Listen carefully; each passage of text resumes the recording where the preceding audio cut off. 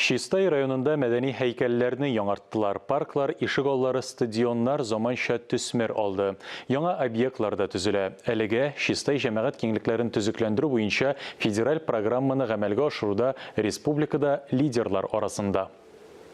19 гасыр архитектурасын сакларга һәм шул ук вакытта шәһәрнең заманча инфраструктурасын булдырырга уңайлы мөхит формалаштыру программасы ярдәмендә Шистайда 5 ел эчендә 15 зур корылма, шул исәптән тарихи объект төзекләндерелде. Чистополь это один из Шистай җәмәгать киңлекләрен төзекләндерү программасын ничек нәтиҗәле гамәлгә ашырып булуның иң ачык мисалларының берсе.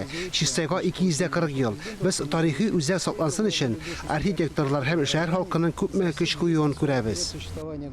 Беренче объектлар Скорятин бакчасы, Карл Маркс урамындагы бульвар, Татнефть Алем стадионы, чаңгы базасы, ял паркында эшләр тәмамланып килә. содержится все за счет города.